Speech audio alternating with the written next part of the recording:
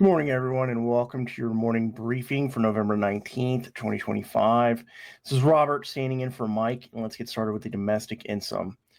So yesterday, four representatives, two Democrats and two Republicans, including Sam Graves, a Missouri Republican, and Rick Larson, a Democrat from Washington, introduced the Aviation Funding Solvency Act.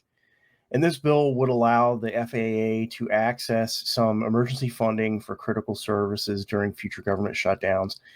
Graves said the idea behind this bill is to guarantee that air traffic controllers will be paid and to minimize disruptions that we saw during this previous record-setting government shutdown.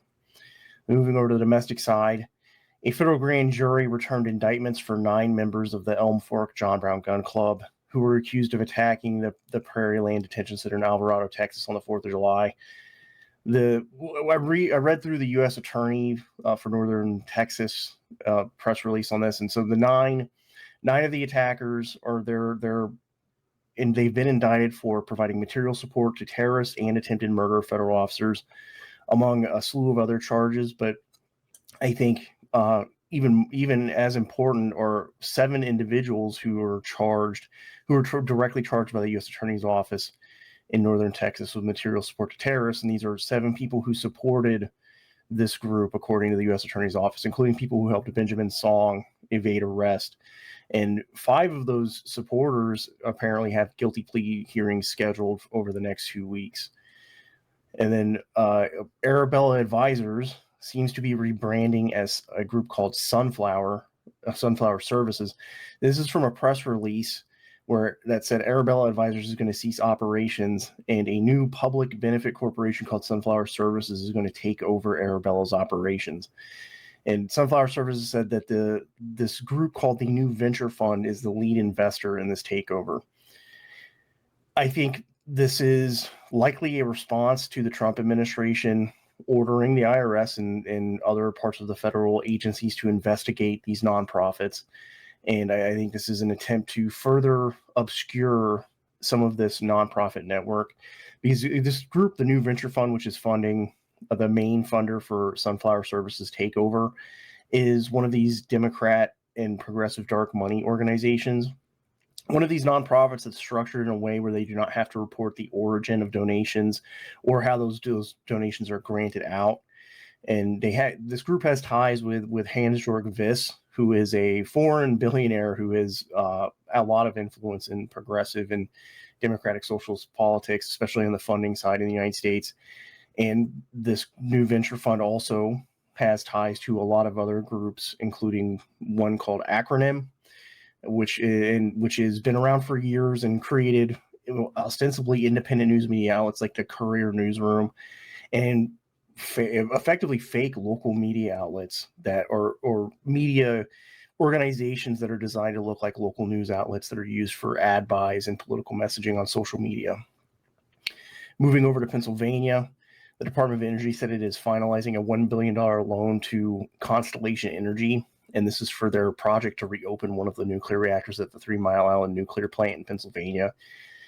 The DOE is apparently expediting the loan, and Constellation said that they plan to have this nuclear reactor online by 2027. And this is one of the many steps that the Trump administration has been taking to try to stave off this imminent energy crisis that we've been talking about for years. And this would significantly boost energy supply in the PJM region. That's the Mid-Atlantic Regional Transmission Operator, who has been warning that they do not have really the capacity to meet growing demand due to things like this growing data center problem, especially in Virginia. And they're planning to reopen this reactor, that not the infamous reactor that melted down in the 80s, but the one that was shut down in 2019 for economic reasons. And they said the whole project is going to cost $1.6 billion. So this is going to cover a significant amount of the cost of reopening that plant. And then finally, in Dearborn, Michigan yesterday, anti and pro-Islam activists clashed during a demonstration, and this disrupted a city council meeting last night. A Michigan governor GOP candidate Anthony Hudson began a protest with what we called a unity march through Dearborn, which was later joined by some anti-Islam activists and pro-Islam activist counter protesters. Jared, if you could come on and take us through the global sit rep, please. Absolutely. We're going to start off here at home. President Trump announced last night that he would formally designate Saudi Arabia as a major non-NATO ally. And Saudi Arabia also bought F-35s, which the White House says ensures Saudi Arabia continues to buy American. I think that really points to the motivation here. They're keeping Saudi Arabia on side. Over in Japan, anonymous Japanese government sources claim that the new Japanese prime minister is considering revising the ban on foreign nuclear weapons inside of Japanese territory. And the sources claim that her primary concern is that this would actually prevent nuclear armed vessels from entering port and weaken perceived nuclear deterrence. So this anonymous source is saying that is this effectively a situation where the United States could station nuclear weapons in Japan?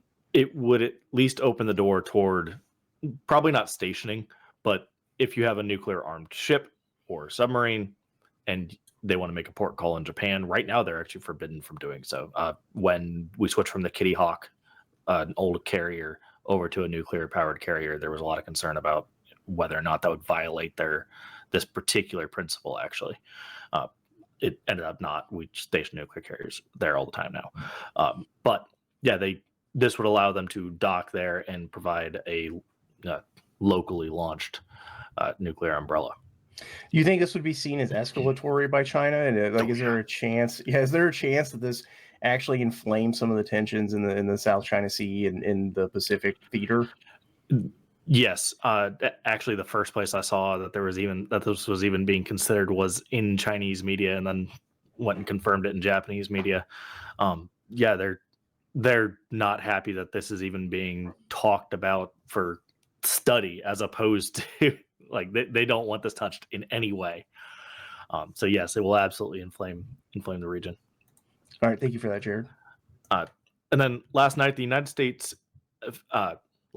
Federal Aviation Administration issued a notice to airmen near Puerto Rico that there are potentially hazardous situations due to an increase in state aircraft operations that's going to last. And this notice to airmen is actually covering all the way up until mid-February. Now, I do think it's notable that A, this is happening outside of hurricane season. That just ended. And B, this is where the United States has stationed F-35s for counter narcotics, and the primary maritime air dominance platform, the USS Ford, just entered the Caribbean. So I think this points towards a lot more activity that's going to be happening over the next 3 months here. And lastly, the Venezuelan opposition leader Maria Corina Machado, who we've covered a few times here before, she issued a freedom manifesto yesterday, and she called for regime change, as you would expect. But the manifesto also calls for the return of 9 million Venezuelans who she says were forced to flee their homeland. So she's talking about remigration here. And I think this is an appeal to the Trump administration to get backing. Yeah, that seems to me right up Trump's alley, and this would be yeah, to me, this appears calculated to get the Trump administration's support for her attempt to, supplant Maduro. Yeah.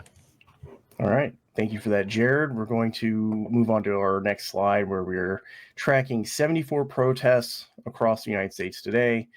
And as we said previously, if one of these dots is near you, it's probably a good idea to go check it out, just for your own personal area study, to see what local political groups are involved in these protests and who's actually showing up.